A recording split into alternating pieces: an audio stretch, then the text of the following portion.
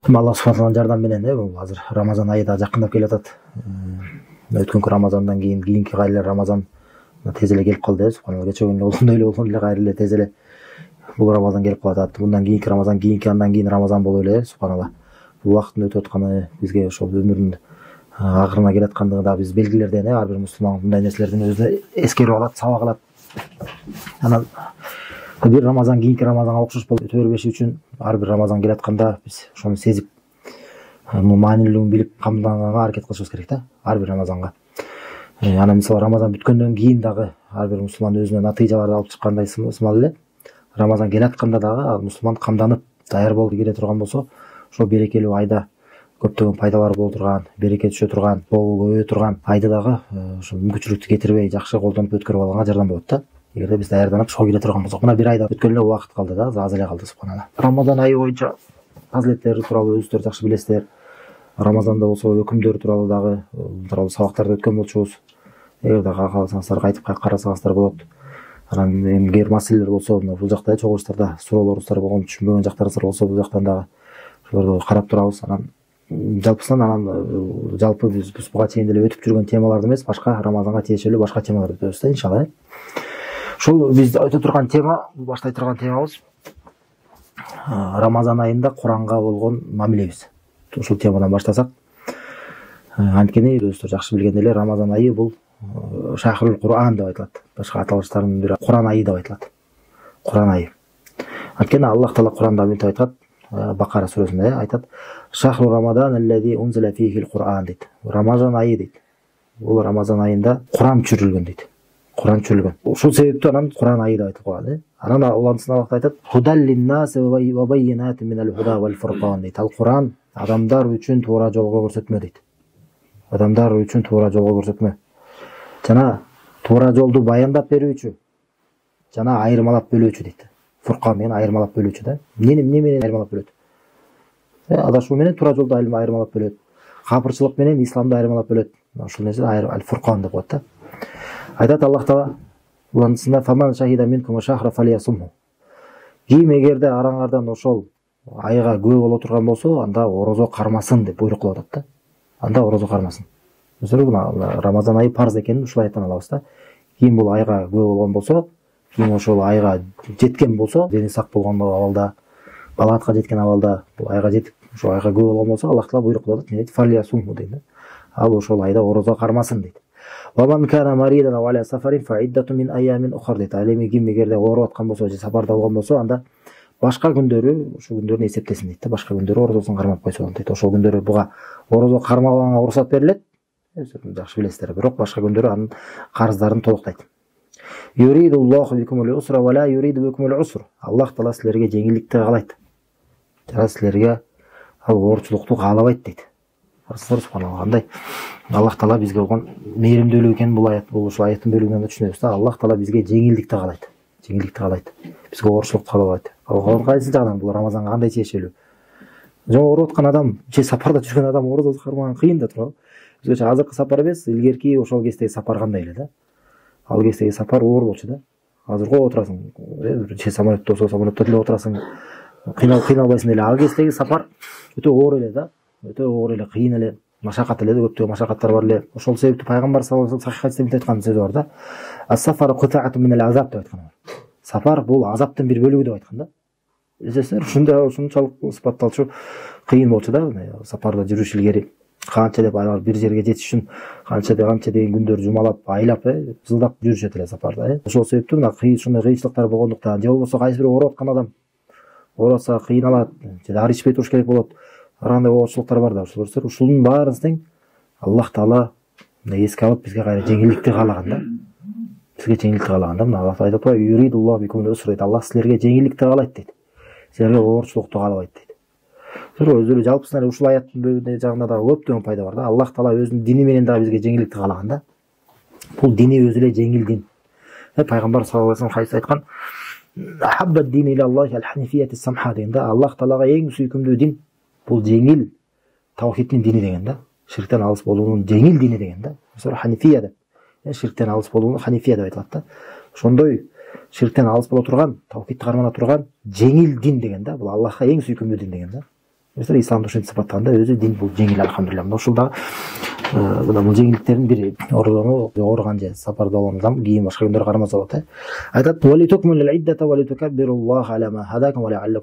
жана мындай Аллах Таала силерге оорушуулук каалабайт, жана Аллах Таала силерди ошол күндөрүңөрдү толуктап алышы үчүн дейт да, ушуну кылды дейт. Мисалы кайсы күндөр кармай албай калды, бирок башка күнү кармасын дебедиби? Ошол күндөрүңөрдү толуктап алганга да мүмкүнчүлүк берген экен бизге Аллах Таала. Жана Аллах Таала силерди туура жолго салгандыктан ага силер улуктоо айтыш үчүн дейт да. Улуктоо айтып, кайра такбир айтып. Рамазан бүткөндөн кийин такбирлер бар го. Такбирлер бар. Көрсөтөр ушул деген Куранда келген бул. Көрсөтмө Куранда келген да. Айтып силерди туура жолго салгандыктан дейт. Туура жолго салгандыктан биз Аллахка кайра улуктоо, мактоо айтышыбыз керек экен да. Аллаху акбар деп ошо такбирлер кандай болгон туура жол болду. Ошол Рамазанды биз орозону аянат чыгарып аткарып алдык. Көрсөтөр Рамазанда кайсы бир адам орозону кармап атабы? Ушул маселеде туура жолдо болот. Эстерби, биз туура жол жөнүндө сабактарда айтып атканда айткан болчубуз, туура жол бир эле адам мусулман болгон менен туура жолдо болуп кала бербейт. Диндеги ар бир маселеде адам туура жолго болууда муктаж. Мисалы кайсы бир адам мусулман болуп туруп, бирок орозо кармабай калдыбы? Атайлап эле эч кандай актануус жок эле, үзүр жок эле орозо кармабай жүргөн болсо, ошол маселеде адашкан болот да. Мисалы кайсы бир адам мусулман болуп жүрүп эле, мисалы көзүн сактабайт, арам нерсени кармайт, карайт, ошол маселеде адашкан болот. Мисалы кайсы бир адам мусулман болуп жүрөт, намаз окуйт, орозо кармайт, бирок ушак сүйлөйт. Ушул маселеде бул адашкан болот. Достор, ошондон туура жолго биз дайыма муктажбыз да. Дайыма муктаж болгондуктан Аллах Таала биз ар бир рекетте ихтинас сиратал мустакимди бизге милдет кылып койгон да. Бизди туура жолго багытта деген көрсөтөр. Бул жакта да мына ошого көрсөтмө бар ушул аятта. Айтпай силерди туура жолго салгандыктан Аллахка силер такбирлерди айтып улуктоо айтышыңар үчүн дейт да. Кайсы туура жол бул жакта? Эмне жөнүндө туура жол болот? Орозону. Мисалы орозону дагы диндин толук дин эмес, диндин бир өкүмүн Аллах Таала да туура жол деп айтты. Көрсөтөр, түшүнүктүү ушул маселе. Айтат: "Ва лааллакум ташкурун", жана мүмкүн силер шүгүр келтиресиңер дейт. Аллах Таала шүгүр келтирүүчүлөрдөн болосуңар дейт. Бул аяттын эмне кайсы жагы керек бизге? Мына Аллах Таала айткан жери Рамазан айында Куран түшкөн экен, Рамазанда Куран түшкөн экен, адамдарга туура жол көрсөтөт дейт. Башка аятта Аллах Таала мынтип айтат: "Инна анзалнаху фи лейлатин мубарака" дейт. Биз аны берекелүү түндө түшүрдүк дейт. Куран өзү берекелүү түндө түшкөн экен. Кайсы түн? Аллах Таала башка аятта мынтип түшүндүрүп берет. Инна анзалнаху фи лейлатил кадр дейт. Биз чынында аны кадыр түндө түшүрдүк дейт. Көрсөтөр, Куран өзүн түшүндүрмөлөт. Өзүн Куран менен тафсир кылса болот да. Куранды Аллах Таала өзү кээ бир аяттарды өзү тафсир кылат. Мына берекелүү түндө түшүрдүк дейт. Ошолго берекелүү түн кайсы экен? Кадыр түн деп Аллах Таала айтып кетип атат, өзү баяндап берип атат. Мына көрсөтөр, кадыр түн кайсы айда? Рамазан айында. Көрсөтөр, бул дагы бул эки аяттагы Куран ошол Рамазан айында түшкөн экенин далилдеринен. Чынында эле Рамазан айы бул Курандын айы да, Курандын айы. Жана могул жерде дагы бир маселе бар. Рамазан айында түшкөн дегенде кээ бир адамдар мындай кыйынчылык пайда болот да, мынтип айтат. Кандайча Куран Рамазанда түшүп атат? Куран өзү 23 жыл бою түшпөдү эле дейт да. Пайгамбар саллаллаху алейхи вассалам 40 жашында пайгамбар болгондон баштап 63 жашында бул дүйнөдөн кайтканга чейин эле түшө берди го дейт. Буга кандай жол кылабыз? Кандай жол? Ошол эле айлар болгон. Ошондо түшкөн анан 23 жыл. Рамазан айында эле түшпөйсүз. Только Рамазанда, ар жыл эле Рамазанда эле. Биринчи аят Рамазанда. Жок, баары түшкөн ошо Рамазанда. Анан кийин. Жок, отурсаңыз болсо, сиз уктуңуз. Биринчи аят Рамазанда, анан карабыз. Жок, түшүндү атырсыз. Анан Рамазанда түшкөн болду. Анан 23 жыл. Мына ошол сиздердики айтканда ошол да. Бул түшүүнүн эки түрү бар да. Курандын түшүүнүн эки түрү деп айтылат да. Биринчи ошо жалпы түшкөндүгү. Мына ушул аяттарда айтылган бул жалпы биринчи түшкөндүгү жөнүндө айтылат да. Биринчи жалпы Куран өзү эле бир бардык эле толугу менен ылдыйк асманга түшкөн. Азыр Ибн Аббастын сөзүнөн окуйбуз да, ошол жөнүндө айткан. Ылдыйк асманга түшкөн. Анан кийин окуя буларга байланыштуу, кайсы бир себептерге байланыштуу, анан бөлүк менен түшүп тура берген да, түшө берген. Эде бир сүрө толугу менен түшкөн учурлар болгон. Же бир 5 аят, 10 аят, бир аят, 2 аят ушинтип окуяга жараша анан түшүп булана берген. 23 жыл бою пайгамбар саллаллаху алейхи вассалам бул дүйнөдөн кайтканга чейин. Көрсөңөр кандай? Рамазанда түштү дегенде түшүп атат, толугу менен түшүп атат. Бирок каяка? Ылдыйк асманга түшкөн да. Ошол ылдыйк асман. Андан кийин пайгамбар саллаллаху алейхи вассалам өзүнө 23 жыл бою бөлүктөр менен анан түшүнүп келе берген да. Бул эмнеге мындай десе, Аллах Таала өзү кудуреттүү зат. Аллах Таала каалаганын кылса кандай кылат десеңер, мына башка пайгамбарларга түшкөндө Куран бир каалап эле чүрүп коет эле. Кааласа мынтип бөлүп эле чүрүп кое берет да. Бирок бүт бөлүп жүргөндө Аллах Таала өзү Кур'ан айткандай, бул пайгамбар саллаллаху алейхи жүргөндө бекемирээк болуш үчүн деген да. Мына Ибн Аббас радиаллаху анху унзил аль-Кур'ан куллаху жумлатан вахидатан фи лайлатил кадр фи рамадан. Алейхиссалам рахматуллахи ила самаи дуния дейт. Мына Кур'ан толугу менен дейт. Мына толугу менен бир жолу бул Кадыр түнү Рамазан айында ылдыйкка асманга түшкөн дейт. Факаналлаху иза арада юхдиса фил арди шей'ан анзала минху хатта жамаа дейт. Жана Аллах Таала бир жер жүзүндө бир нерсени, бир окуяны болушту каалаган болсо, бөлүк кылып анын түшүрө берет эле дейт. Кантип ошентип түшүрө берип толугу менен анан жыйнаган дейт да. Жыйналган дейт. Бул кимдин сөзү? Ибн Аббастын сөзү, пайгамбар саллаллаху алейхи сахабасынын чоң улуу муфассир, тафсир алымы болгон Ибн Аббастын сөзү радиаллаху анху. Бул сахих Ибн Аббастан келет. Жана көптөгөн риваяттар менен келет да. Бул шек жок да бунун сөзү. Жана бул биринчи сөзү Куранда Рамазан айында түштү деген бир түшүндүрмөсү аяттарын. Жана экинчи түшүндүрмөсү бар. Ошо сиз айткандай Рамазан айында түшүп баштаган деген сөзү бар да. Жана буга аяттарды келтиргендер болгон. Шаби жана башка алымдар айткан. Бирок эки сөздүн бири-бирине карама-каршылыгы жок да. Ошентип эле айтса болот, жыйнаса болот да. Жыйнаса болот. Куран толугу менен бир ылдыйк асманга түшкөн. Жана биринчи пайгамбардын өзүнө дагы эң биринчи түшкөндөрү Рамазан айында болгон да. Ошо эң биринчи Курандан кайсы аят түшкөн? Алак сүрөсүнүн 5 аяты түшкөн. Иқра бисми раббикаллази халак деп оку деген Аллах Таала. Оку деп көрсөтөр, илим алууга үгүттөй турган аяттар. Көрсөтөр, биз илимдин улуу орду бар экенин да bundan түшүнөбүз да. Эң биринчи пайгамбарга түшкөн аяттар илим алуунун себеби жөнүндө айтылат да. Окуу адам эмне кылат? Илим алат. Иқра бисми раббикаллази халак дейт. Сени жараткан сенин Роббиңдин аты менен дейт. Иқра ва раббукал акрам дейт. Окуу дейт. Сенин Роббиң эң берешен дейт. Аллази аллама бил калам. Ал деген калем менен үйрөттү дейт. Алламал инсана ма лам я'лам дейт да. Ал инсан өзү билбеген нерсени ага үйрөттү дейт да. Ушул аяттар түшүп Курандан эң биринчи ал пайгамбар саллаллаху алейхи түшүп баштаган да. Анан окуяны билесиздер, Жибрил келип пайгамбар саллаллаху алейхи ошондо кыскан да, катуу кыскан. Ага чейин дагы бул Меккеде жүргөндө пайгамбар саллаллаху алейхи жалгыз үңкүргө кетип жалгыз Аллах Таалага ибадат кылып сыйынып ушинтип жүрчү эле да. Пайгамбар саллаллаху алейхи пайгамбар болгонго чейин деле эч качан ширк кылган эмес. Өзүнүн коомунда деген башкалар ширк кылып Аллахка башка бирөө теңдеш кылып жүргөн болсо, Аллах Таала муну сактаган ошол нерсени. Мындан сактаган. Кандайдыр бир туура эмес бузуклук иштерди да кылган эмес. Ал эмес, абрат ачылып калган эмес да. Бир окуя болгон, сирада да келет. Кабаны кайра куруп атканда, агасы менен чогуу деген Кабаны таштарын ташып атышкан болот да. Таштарын ташып атканда, анан бул изары бар да, алардын мындай алдыңкы жагында, абратты жаба турган ылдыйкы кийимди, белден ылдый ороо турган нерсени изар деп айтып коет да. Билесиздерби? Демек ажылыкка умрага баргандар үстүнкү рида деп коет, астыңкысын изар деп коет. Ушундай кийим кийип алып, анан ташып иштеп атышкан да. Астыңкы жагын кийип алып, үстүндө эч нерсе жок эле. Ысык иштеп атканда, анан таштарды, Кабанын таштарын ташып атканда, желкесине койгондо оор да. Бул кыйын да, мындай сүрөттөрдөн соң ысык дагы болушу мүмкүн туурабы? Ошентип атканда анан тиги агасы айтат да.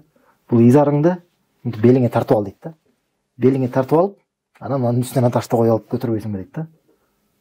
Дегенде пайгамбар саллаллаху алейхи көтөрүп изарын тартып көтөрүп келатканда эс үстүн жоготуп кулап калган да. Абратын ачайын деп келатканда көрүсүздарбы? Муну Аллах Таала эсин жоготуп койгон да. Бул ошондон кийин эч качан ачкан эмес да. Эскери болгон да булачы. Өзү ошондон кийин ачпай калган да, бул түшүнгөн да. Көрүсүңөр, башка күнөө кылмак турсун, ал эмес уяттуу жерин ачкан эмес. Айыптуу нерселерди кылган эмес да. Анан пайгамбар саллаллаху алейхи ошол жүрүп анан 40 жашына жакындап калганда, жалгыз чыгып Аллахка сыйынып, асманды карап сыйынчу эле да. Куранда Аллах Таала Бакарада өзү айткан, биз кадан ара такаллима жахис сама дейт, биз сенин жүзүңдү асманга буруп атканыңды көргөнбүз дейт да. Көрсөтөрбү?